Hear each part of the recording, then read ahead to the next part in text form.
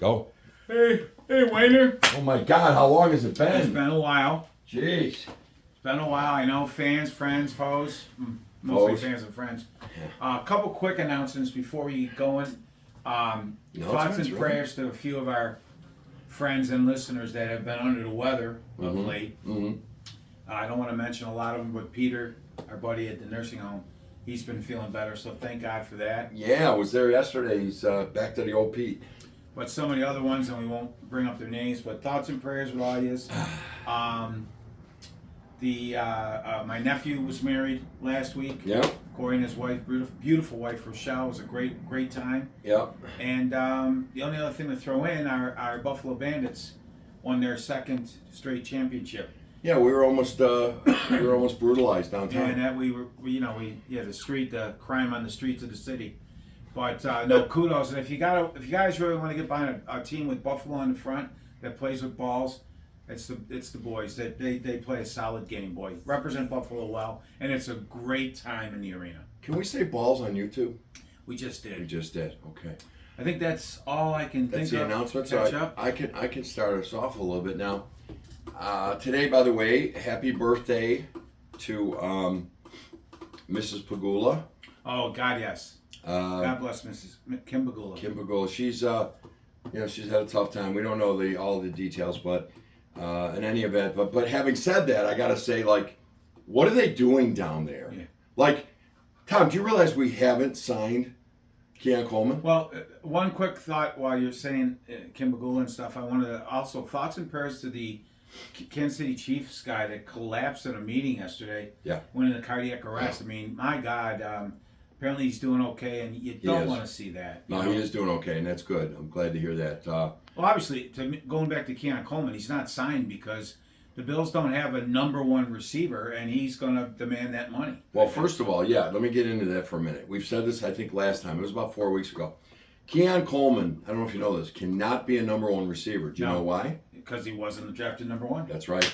He was drafted in the second round. Therefore, it's against league rules to be a number one receiver if you were drafted lower than the first round. That's exactly number one. Correct. Number two, I don't know what they're doing down there, but they're so damn cheap that they're not going to pay this guy. No, I know. Now, a guy stopped me the other day, okay? He was a conservative, and I said, I don't like your politics. And he said, well, at least I'm going to set you straight. You know, there's a draft, there's a sequencing in the first round, and you pay him as it goes to the second round. So there is no negotiation. And I said, no, friend, you're wrong. You're wrong. You use the term loosely friend, too, when you say Right. So anyway, no, I'll kidding We're aside. mocking that because the other day on one of the radio stations here, not the Yellow Pages, they said, well, why isn't he signed? I don't know. He just hasn't signed yet. Yeah. It's because they're slotted in. That's the and word. They're probably waiting for 26, 27, 34, whatever. That's right. And he's been there practicing and everything. I mean, it's ridiculous. It is actually. And we're also mocking out the local radio, Yellow Pages, because they say we don't have a name receipt. We don't have any names. We have no names here. You know, we can't win. There's no number one. By the way, you can't throw to these guys. They're all terrible. No, I think let's talk a little bit about the weapons. I can't wrap my head around what they're going to do offensively. And how do you wrap a head around? I don't know. It's round. I don't. Anyway, no, but the local idiots want to talk about weapons. So let's get away from that for a minute, and let's talk about something we heard the other day on a podcast that I thought was right on. He took a look at us versus Kansas City, 3-1 regular season, 0-3 postseason. Looked at some stats and looked at some things, and really what he came down to was that I think the one thing everybody says is just outscore them, but the reality is that in the games in the playoffs, every single time our defense let us down and couldn't get the stop, got the interference call, whatever, the 13 seconds. So long story short, it doesn't mean you forget about the offense, but that offense is going to be good. Don't kid yourself. It's going to be a different offense, but it's going to be good. The D is where we're going to have to bring it together. You know, we got some new guys on the defensive line. You got an inexperienced corner. You're going to be a little young on safety, but you know what? There's a lot of talent there, Tom, and I'm feeling good about it. Well, and the other thing, too, you have to, we've said this before, you have to be healthy come playoff time. Yeah, that's the other And thing. their big guy, the tackle, the Chiefs, I can't think of his name right now, Jones? Chris Jones made a huge play near the end of that game. Our stud defensive guys were out. were hurt. Yep. You know, Daquan Jones, I don't know if he played. He was half a guy. Yeah, Von Miller would never bounce back from his injury. Right. Rousseau's playing on bum ankles. That's right. Milano was out. The guys we played them with earlier in the season aren't the same guys we're playing them with later in the season. And Bernard went out that game. And Bernard wasn't come playing. on, man. And they took, Andy Reid said it himself, they took Dorian Williams' over aggressiveness and used it against him. Bottom line is we got to find a way to get to that time of the year and be healthier. Have some guys healthy now. Anyway, so the Bills, we're in OTAs, really can't really tell. Rasul Douglas, the only one that didn't come into the voluntaries. You know, there's no use speculating. Oh, I wanted new contracts last year. We don't know. No one knows. The guy will be here, in my estimation, when it comes to mandatory next week. But no, the Bills are going to be a different team. You saw it, I think, in the last 10 games last year, and that is we're going to run the ball, we're going to throw short ones, and guess who won 6 Super Bowls doing that? Yeah. Guess who won 6 Super Bowls? It wasn't all bombs to Randy Moss. By the way, he didn't win a Super Bowl in New England. Right. It was Edelman, and it was Wes Welker, and it was Gronk, and there was these short bullshit in the run after catch. And the old 10-play, 5-minute drive games. Mm-hmm. Remember we talked about that in our show. We got away from that a bit last year. We would score, but it'd be in like 2 minutes on a big play. Right. You need to control the clock and stuff that way. But no, I totally agree. And I also think, where are we going when we're giving receivers $35 million that is a year? unbelievable. What are quarterbacks getting now? What's the average for a quarterback? Well, now you're up near about $50 million. All right, so for the now, good ones. So $85 million in 2 players. Yeah. And what's the cap? 280. Yeah, I'm thinking everybody deserves what they can get, but there's got to be a point in time where you say, wait a minute here, right? Yeah, I mean, absolutely. Jefferson hasn't won anything yet with Minnesota. He's a great receiver. We know very that. good. But if you pay people that kind of money at the non-quarterback position, how the hell are you going to keep people to win a Super Bowl? I don't know. And the other thing is, all that money tied up in 1 or 2 guys. God forbid one of them gets hurt. Well, that's the who's other playing thing. there? That's the other thing. I think with the way the rules are set up, if you can get some, and I'm not saying, listen, we got a great receiver, pay him. Yeah. Right. But and the Bills will. But $35 million. If you know how to run your routes and you got the quarterback throwing the ball, you should be able to overcome anything with the way you can't play D anymore. That's right. Can't touch I mean, him. my God, if you can't get open in today's football, you can't get open. Oh, and Khalil Shakir. My God, that kid came on like gangbusters. A late round pick. Nobody knew anything about him, and he's getting separation. He's getting yards after catch. Just going to bring up a good point too. They used to call Hogan here 11 to 7. What was it? 24/7. No, he was open all the time. 11. What's the stores that they were open? 7-Eleven. 7-Eleven. Thank you. Yeah. And now because they're not staying open. Yeah. See what's going on. See what's going on now. Yeah, you see what I'm talking about? I do. I get it. Get that little. I understand that. I guess what I don't understand about you is how you take all this incredible information of the world and you just bring it together and bring it out to us. It's a gift, and I've always had the ability to bring it down to the layman where he can kind of understand. The lowest level. Right. God bless you. I don't know how you do it. 7-Eleven, and now they're not staying open. Now they're not open. So what happens? And Wegmans and Tops, by the way, they closed at 10, but that's another story. Now, and by the way, what's happened in the real world? A lot of times it correlates with what's going to go on in football. What's that? Everything's under lock and key now in a lot of these stores. So what does that mean? So you just can't walk in and grab whatever you want. You have to ask. How does that correlate to football? Well, look at the receivers. You're going to have to maybe have set picks and stuff. Okay. You know what I mean? Yeah. Stay with me. I'll get you through this. I guess. Yeah, you got to have some fun in the show. You know what I'm saying? By the way, did you say in the shower? In the show. Oh. By the way, a lot of you got to have a wicked urge to get pizza.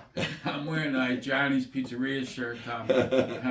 So, I'm sorry, but it's what I had on today. Subliminal advertising. Yeah. People's going to hang up and people's going to hang up. Wow. Well, shout out to Grundich over at the rinks. Holiday last year has a CO leak, almost killed people. Well, now there's one at Leisure 2 nights ago. Maybe you should get together. Maybe get together and maybe take out your carbon monoxide and your ice machine. Just bottom line, this planet is burning up. Well, yeah. I think it's pretty obvious by It's now. 63 out today. If it's not, It's June 7th. It's 63. This is where you get a little bit of football and a little bit of politics, right back at you.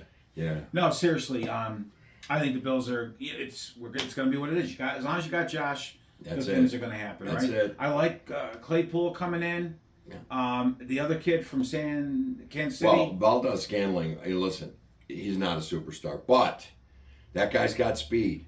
And you know what? You bring him to the outside in a Z position, and you're on your own 20, they got to think about him going long. That, and he also made a lot of big catches to my dismay. He did against us and in the playoffs against other teams. Jesus. So, yeah, Valdes-Scantling, yeah. His mom was Puerto Rican, and his father was German, and his mother was black. There was a mixture of quite a few things there. Anyways, yeah, so the Bills, we'll see. We got a lot of time to talk about the Bills. There was some talk of the Bills putting in a bid to get the draft here. Yeah, 2028. And to the dismay of some of our radio hosts here, well, what are you doing, Buffalo? What are you doing? That's why the stadium should be downtown. Yeah. That's exactly why the stadium I will not wear downtown. Kevlar for hot preseason games. I just won't. You go down to a Bandits game with 19,000. It takes quite a while to get out of the downtown. But obviously that would change. Yeah. But what won't change is right now with the Sanctuary City and the crime. We were downtown after the Bandits game, and basically a group of punks on the street corner. Yeah. And they were messing around and stuff. And you've heard the term "white punks on dope." Yeah. This wasn't that. Right. And they quickly got the idea that this was nothing to mess with. No, but we were accosted, and we got lucky we weren't mugged. There was a tree, a base of a tree there, a planter. Yeah. And Wayne was keeping an eye on our friends. wannabes. Friends. And I hit the base of the tree, stumbling. And when we came to the curb, I stumbled again. And he called you big brother. Take care of your mother effer. So, but I think they knew what might be happening there. But if forbid they did, and by the way, a few hours later, 2 people were robbed down there. At gunpoint. At gunpoint. 2 friends from Ireland that came over to visit. Yep. But if, God forbid, one of us were packing and we retaliated, what would we kill? Well, you wouldn't have a show because we'd be in jail. Yeah, tomorrow's neurosurgeon would have been put away because we're all going to school to be neurosurgeons or skin doctors or whatever. No, the truth is, it's scum on the streets. And we need a police presence. City. We need a police presence down there. And I know it's not the cop's fault, but it's now. Here's what I said. I did call the mayor's hotline, and what I said was, you got the Bandits won. It's not the Bills and Sabres, but there were a lot of people down in Allentown, down on Chippewa, down on Main Street, and there were no police presence, and there were people hanging, looking for trouble, and you got to be around. You've got to show a presence. My wife almost came down with my son who's handicapped. Right. What, she gonna put up with that shit? What's gonna happen there? And it's not our police officers. It's these judges that. No. Oh no, you didn't. It's got to stop. That shit's got to stop. It does have to stop. Really pissed us off. It ruined my whole night. We got to the bar. I was pissed. I was like, I just want to get out of here. It was terrible. But that's what it is. And as far as the Bills getting the drafts, great. But you can get anywhere in this area in 15 minutes. Yeah. But it's got to be downtown, the center around this. No, it can be anywhere. I told my kids, I'm sorry to interrupt. I told my children that when my father took me down there, my first game was 67, he held my hand tight and he pointed to this big building off to the left and he said, "Do you know what that is, son?" I said, "No." He goes, "It's a juvenile detention center." Had barbed wire and everything. And then he held me close and then we'd park and it would be $5. But then it would turn to 10 because they said an extra 5 to make sure you got hubcaps when you get out. And now, don't think that wouldn't happen now when I come down. Now, instead of hubcaps, an extra 100, and we make sure you come out and you got your wheels. Right. I'm done with that shit. It happened, guys. Guys our age, you must remember, or if you're lucky enough to still have your dads or grandmas, ask them. They'll tell you. Yeah. It used to be horrible. And you'd go over to the flea market. I don't know where the hell it is from here, but and you'd buy your hubcaps back from the guy. Remember? Yeah. Oh, those are mine. They had a nick in it. For a lot of you young people, not sure where I got it. in the old days, you had lug nuts, and then you would pop a hubcap on. Yeah, over it. Now the rims are all in one real piece rims, and stuff. But that's back in our day when we used to drive uphill a lot of places. But anyways, that was there. But you could do the draft here. You could do the draft at Niagara Falls, right? Everything is so close. There's so many great things to do. Here's what they're worried about. They're worried that Detroit had 700,000, 250,000 per night on average. But That was outside and just in a giant square.